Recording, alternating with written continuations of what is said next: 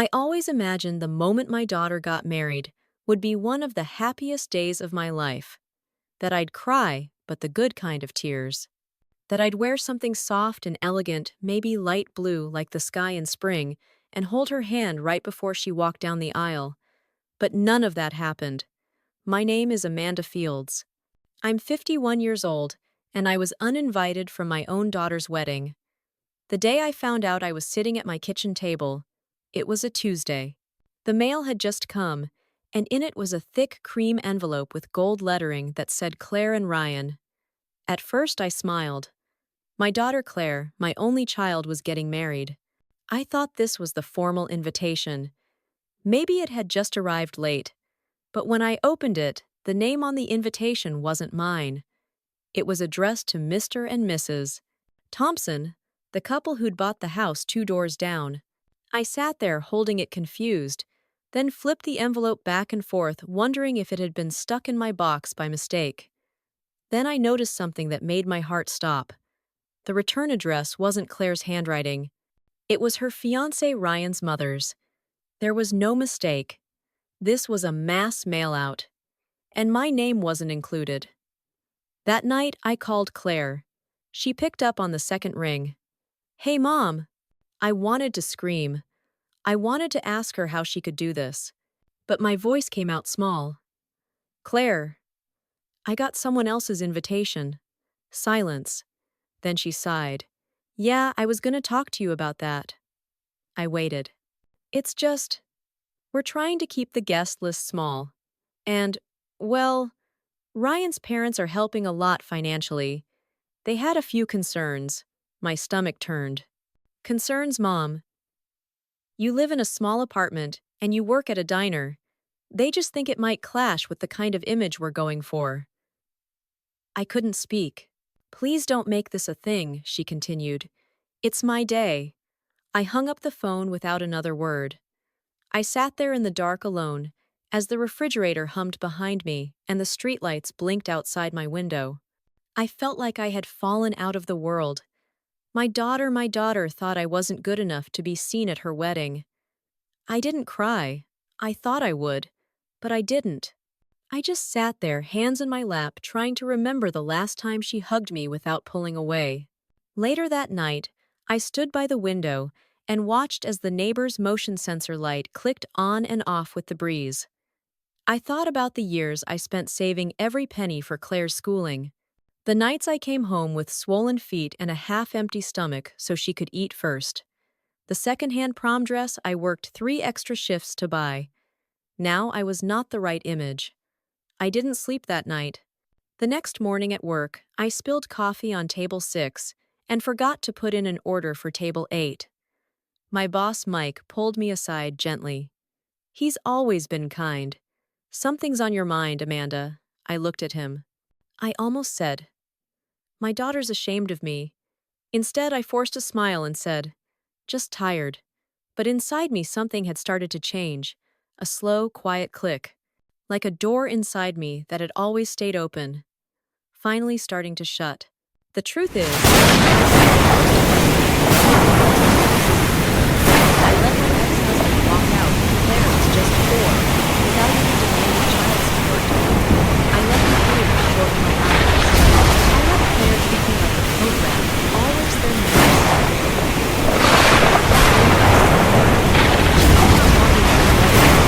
She didn't get to erase me from her life that easily. What she didn't know was that the she chose. I owned it. Not even through a quiet When I had a little extra money from setting it after my mother passed, I'd pooled it with 3 others and bought a historic building outside of Asheville, North Carolina. We turned it into an events space. It became one of the most sought-after venues in the state. I'd never told Claire about it. To her, I was just a tired waitress in a small apartment who watched old shows on VHS tapes. She had no idea her picture-perfect wedding was booked under my roof, and I had no idea what I was going to do with that power. Not yet, but I would. The diner was quiet on Wednesdays. Just the low hum of the overhead lights, the occasional hiss from the coffee machine, and oldies playing faintly from the radio behind the counter. That day, I moved like a shadow wiping menus, pouring coffee, refilling sugar jars, my hands doing what they knew, while my mind wandered to places it never had permission to go. I kept thinking about Claire. I remembered the way she used to clutch my sleeve when she was little, how she refused to sleep unless I lay beside her humming "You Are My Sunshine" while tracing circles on her back. I used to tell her bedtime stories I made up on the spot about brave girls and quiet heroes. But that was before the teenage years. Before she started calling me lame in front of her friends. Before she rolled her eyes every time I asked how her day went. I told myself it was just a phase. That once she grew up, she'd understand everything I gave up. But now she had grown, and she didn't understand. She just erased me. I got off work early that day. As I walked home, I passed a bakery window and saw a display of white frosted cupcakes shaped like roses. A small chalkboard sign read "Wedding orders 20% off this month." I stopped and stared at the reflection of myself in the glass. My hair pulled back too tightly. My face was older than I remembered. I looked tired. Not just in the eyes, but in the bones. Claire hadn't just forgotten me. She'd rewritten me. When I got home, I sat down at my little desk and opened a drawer I hadn't touched in years. Inside was a slim folder, my ownership documents for the venue, Riverbend Hall. 10 years ago, my friend Judy, God rest her soul, told me about an old church building being restored into a wedding venue. She and two of her cousins were investing, and they invited me to join. I remember staring at my bank account scared, but Judy looked at me and said, "You've worked too hard to have nothing to show for it." So I leaped. It wasn't much, just 22% ownership, but it meant something. I never took profits. Every cent was rolled back into the business. I'd never even visited since the renovation finished. But now, Riverbend Hall was about to host my daughter's wedding. I called Evan, the property manager. He was Judy's nephew and handled all the logistics. "Hey, Amanda," he answered cheerfully. "Been a while." I told him who was getting married at Riverbend. He let out a low whistle. "Claire Fields. She didn't tell us you were her mom, because she doesn't want people to know." He didn't say anything for a beat. "You want me to cancel the booking?" I hesitated. My heart wanted yes, wanted to rip it all out from under her. But my soul, it wasn't interested in revenge. "Not yet," I said. "Just keep me updated. Don't let her know who owns the venue." "Of course," he said quietly. That night, I sat on the edge of my bed and stared at the ceiling. I thought about what it would feel like to show up, not as a mother desperate for a seat, but as the woman holding the keys. A week later, Claire texted me. First time in a while. "Claire, hey, I didn't mean to be harsh. It's just complicated. Hope you understand. No apology. Just a sentence dipped in ice." I didn't respond. Instead, I started going to Riverbend on weekends. Quietly. I told Evan I wanted to help prep the space, clean up the garden, touch up the wooden pews. I wore old jeans, a wide-brimmed hat, and kept to myself. Sometimes I saw Claire and Ryan there for planning meetings. I stayed out of sight. Watching her laugh with the florist point at the chandeliers, Ryan's mother Cheryl was always by her side, clipboard in hand, acting like she ran the place. One afternoon, I overheard her say, "We just want to make sure this stays classy. No unpleasant surprises." Claire nodded. "Exactly. We've curated the whole vibe." I don't know what hurt more, the word curated, or the fact that she said it like I was just a bad smell that needed avoiding. That night I went home and pulled out the one photo I still had of Claire when she was 7. We were at a school play. Her head rested on my shoulder. She'd drawn stars on her cheeks with a sparkly marker. I used to call her my little universe. I held that photo in my hands for a long time until the edges curled from my grip. I didn't want revenge, but I needed something. I needed her to see me. One last time. The morning of the wedding came dressed in mist. I woke up before the sun made a pot of coffee and sat quietly by the window. The steam curled into the air like a breath I'd been holding for years. Today, my daughter would walk down the aisle in the building I helped build, thinking I was nowhere nearby, thinking I'd faded into the background like old wallpaper. I didn't plan to disrupt her day. I wasn't going to stand up in the middle of the ceremony or throw a scene, but I would be there. I put on a simple navy dress. Not fancy, not flashy, just clean, pressed, and respectful. I pulled my hair back, swiped on some mascara, and slid a silver bracelet over my wrist, one Claire had made for me in 8th grade, with little alphabet beads that spelled Mom. Funny, she probably didn't even remember it. I arrived at Riverbend Hall 2 hours before the ceremony. Evan was already there, walking the grounds, checking chairs, adjusting lights. "You sure you want to do this?" he asked. "I just want to be present," I said. "In my way," he nodded. We cleared out the back gallery. "You'll have a view of everything, but you'll be out of sight. No one goes up there but staff." Perfect. I took the long way around to avoid being seen. As I climbed the narrow staircase to the gallery, I passed by a wall of photographs, brides and grooms, smiling flower girls twirling in lace. All strangers. But I realized I'd helped make those memories possible. I just never claimed any of the credit. I reached the top and stepped into the gallery. It overlooked the entire main hall through an arched opening. From there, I could see everything: rows of white chairs, a soft aisle runner, delicate floral arrangements in hues of blush and cream. Guests started arriving. Laughter floated up like bubbles. I recognized some faces, old neighbors, distant cousins. But no one looked up. No one noticed the quiet woman standing in the shadows above. Then Claire walked in. She was stunning. Her gown was ivory, sleeveless, delicate lace, trailing behind her like foam on the ocean. Her hair was pinned with tiny pearl clips. She looked radiant, glowing from some inner place I couldn't reach. Cheryl adjusted Claire's train, brushing invisible dust from the hem. Claire smiled, but it didn't reach her eyes. The ceremony began. The music started slow and soft. Ryan stood at the front with a stiff smile. The officiant gave a few welcoming words. Then everyone stood. Claire walked down the aisle alone. No father, no mother, just her. I felt my throat tighten. I had dreamed of this moment for years, walking beside her, holding her hand steady, whispering, "You've got this," just before she took her first step forward. But here she was, so far away, so unreachable. The vows were short, polished, scripted. Then they kissed. Everyone clapped. Photos were taken. Hugs were shared. And I stayed in the shadows, silent. The reception followed outside under the string lights near the gardens. I slipped down the back stairs and moved along the perimeter. I knew every nook of this place, where the wait staff kept extra napkins, where the power box was hidden, even which stone pavers wobbled if you stepped just right.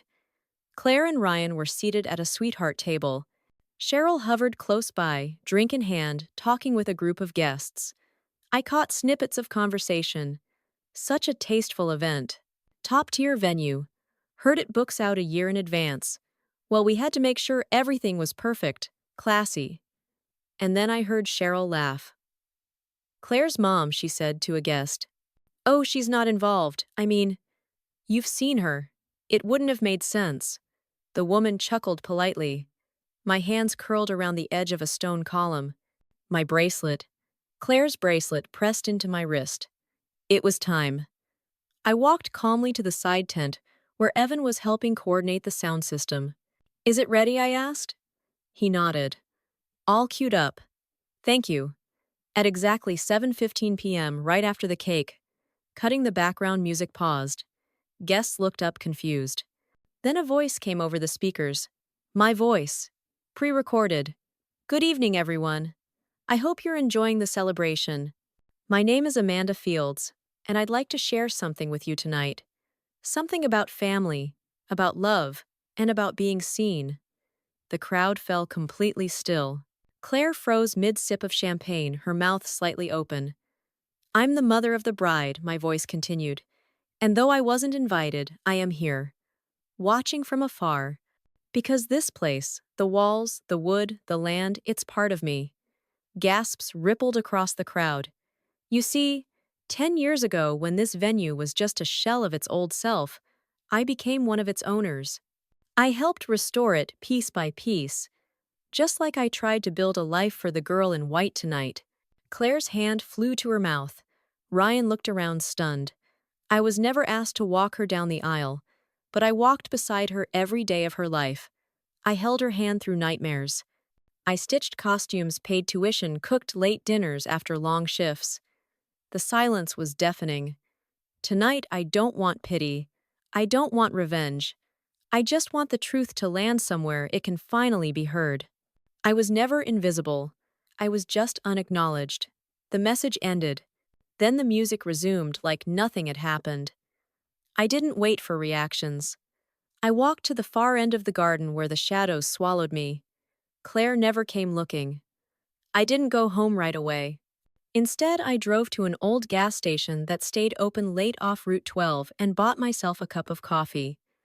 I sat in the lot with the windows down, the radio low, and stared into the dark horizon. The warmth of the coffee didn't reach my chest. That night, I slept lightly. Not restfully, not peacefully, just enough to slip away for a few hours. I woke up with the sun pressing through the blinds, and for the first time in weeks, I didn't feel hollow. I felt settled, like the truth had finally stretched its legs and stood tall inside me. Still, I didn't expect what happened next. The doorbell rang at 9:42 a.m. I opened it, and there she was. Claire. She stood on my front step in a t-shirt and jeans, her makeup smudged from crying or from not sleeping. She clutched a crumpled tissue in her left hand. Her wedding ring flashed under the morning sun. "Can I come in?" she asked, her voice barely louder than a whisper. I stepped aside. We sat across from each other at my tiny kitchen table, the same one where I used to help her with homework and braid her hair while she ate cereal. The same table where I once sat alone, invitation in hand, wondering when exactly I stopped mattering. She didn't speak for a full minute, just looked around the apartment like she was seeing it for the first time, like it finally meant something. "I didn't know," she said softly. "About the venue. About you owning it." I said nothing. She twisted the tissue in her hands until it shredded between her fingers. I thought you wouldn't care." "You thought I wouldn't care," I repeated, steady. Her eyes welled up. "I don't know what's wrong with me. I don't know why I did it. I was so focused on impressing Ryan's parents, on making everything perfect. I stopped thinking about what mattered." I raised an eyebrow. "And what matters, Claire?" Her lip quivered. You mattered. You matter." I didn't want them to judge me. They weren't judging you." My voice was calm, but my words cut deep. "They were judging me. And you agreed with them." Claire lowered her eyes. I stood up and walked over to the window, the very one I looked out from the night I realized she had left me out on purpose. My voice was steadier than I expected. "You know what I used to do, Claire. After my shifts at the diner, I'd stop by that old building before it became Riverbend, and I'd walk through the halls with a flashlight making notes for repairs. I painted walls. I scraped tile. I polished floors with my bare hands." She looked up at me. "You never once asked me what I wanted for myself," I continued. "You just assumed this," I gestured. "Around the apartment was the limit of my world. You built your future on top of my silence." "I'm sorry," she whispered. "Are you sorry I wasn't there? Or sorry that you didn't want me there?" Her mouth opened, but no words came out. We sat in that quiet for a long time. No music, no birds, just the weight of everything unspoken. Then she did something that caught me completely off guard. She got down on her knees, right there on my worn linoleum floor. "I don't deserve forgiveness," she said, tears falling freely now. "I don't even know where to start. But I miss you, and I need you, and I think I think I got so caught up in being the person everyone else wanted me to be. I forgot who I was with you. I walked over, knelt beside her, and put my hand on her shoulder. You're not a bad person, Claire. You're just lost. She nodded, unable to speak. And for what it's worth, I added I didn't play that recording to hurt you. I did it because I needed you to remember, to feel something, to see me again. I did, she whispered. I do. We sat on the floor, mother and daughter curled into each other like two halves of a forgotten story.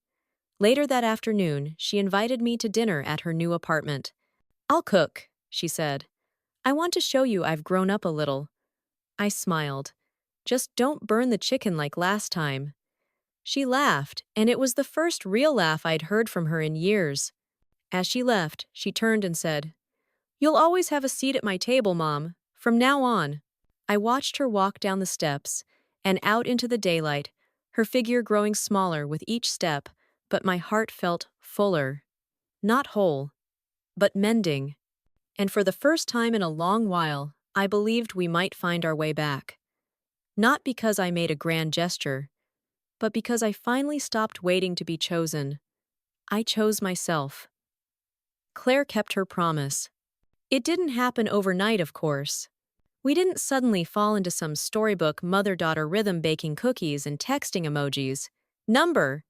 It was slower than that. Quieter. But it was real. That following Sunday, I showed up at her apartment with a homemade lasagna and a bottle of wine I'd been saving for no occasion in particular. Her place was modest. 2 bedrooms, hardwood floors, plants in the windowsill that looked a little too healthy to be hers. I teased her, and she laughed, confessing Ryan was the plant parent. Ryan was there too. He looked uncomfortable at first, unsure of what version of me he was about to meet. I could tell he'd heard things, maybe not directly from Claire, but enough to form a picture. But I didn't come to scold or to make him squirm. I came to begin. We ate on mismatched plates at their kitchen table. Claire had candles burning, and music played softly from her phone. It wasn't perfect. She overcooked the garlic bread, and the wine glasses had fingerprints, but it was something we hadn't shared in years. Time. Ryan cleared the dishes while Claire and I moved to the living room. She pulled out an old photo album I hadn't seen in forever. Some pages stuck together from years of disuse, but when she opened to the page with our trip to the Smoky Mountains, her in that bright orange hoodie, me squinting behind the camera, it was like we both exhaled the same memory. You used to make up stories about raccoons living in our glove compartment, she said, smiling. I still think one might have been in there, I replied. That car had an odd smell. She laughed, and then her smile softened. I remember you always gave me the window seat, even when you liked it. You never asked, I said. She looked down. I didn't think I needed to. It wasn't said harshly, just honestly. And that honesty became the new foundation for us. Over the next few months, Claire came to visit me more often. Sometimes with leftover takeout, sometimes just to sit on the porch and drink iced tea. We didn't talk about the wedding. We didn't need to. The silence that had once haunted us was now a comfort, a place where understanding lived. One afternoon in late spring, she brought over a box. I found this while unpacking, she said. Thought you should have it. Inside were drawings she'd made as a kid, birthday cards I'd written and never seen again, a tiny pair of ballet slippers she wore in 2nd grade. And at the bottom, neatly folded, was the letter I wrote her the night before she left for college. The one I'd slipped into her suitcase when I knew she wouldn't let me say goodbye at the station. I never told you I read this, she said. I bawled my eyes out in the dorm bathroom. Why didn't you say anything, I asked. I didn't know how to be vulnerable back then. I thought needing you meant I was weak. And now, she smiled. Now I know needing you makes me stronger. There was still a part of me that ached when I thought of what had been lost. Years spent walking on eggshells. Holidays skipped. Phone calls dodged. But grief doesn't ask for our permission. It takes up space whether we acknowledge it or not. What matters is what we do with the room it leaves behind. I started volunteering again at Riverbend. Evan and I worked out a plan to offer discounted packages for couples who couldn't afford the usual rates. Claire helped with floral arrangements once or twice, not to make amends just because she wanted to. She said it reminded her of us. One day, she showed up with a new sign, Riverbend Hall, a place for new beginnings. She'd designed it herself. I asked if I could hang it. She nodded. You earned it. On the first anniversary of the wedding, Claire invited me to dinner again. This time, she handed me a small envelope. I opened it slowly. Inside was a printed photo of me from the wedding day, unposed, taken from across the garden. I was standing at the edge of the reception area, half in light, half in shadow. On the back in her handwriting were 6 words. I see you now, Mom. Always. I looked at her, and she smiled. And in that moment, I felt it not triumph, not justice, but peace. The kind that doesn't come from loud gestures, but from quiet acknowledgments, from being known, fully, at last. In a story shaped by absence, silence, and unspoken, hurt Amanda Fields, a mother left off her only daughter's wedding guest list, chooses not to disappear. Instead, she reclaims her place through quiet, undeniable truth. After discovering she was deliberately excluded from the most important day of Claire's life, Amanda makes a bold but dignified choice to show up anyway. Hidden in the shadows of Riverbend Hall, a venue Amanda herself co-owns and helped restore, she watches her daughter walk the aisle alone. Later, her voice is heard by every guest through a pre-recorded message revealing not only her identity, but her story, a life of sacrifice, invisible labor, and unreturned love.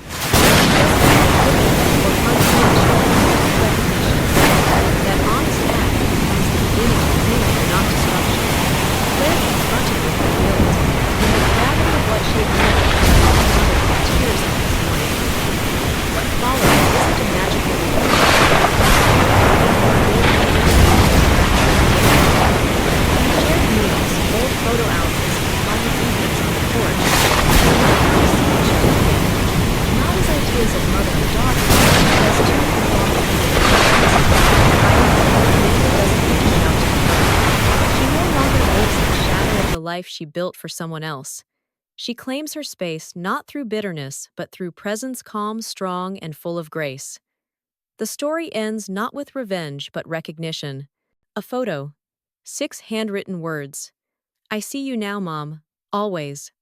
And in that, Amanda finds her peace, not because the past has been erased, but because the truth was finally acknowledged, and love finally returned in full light.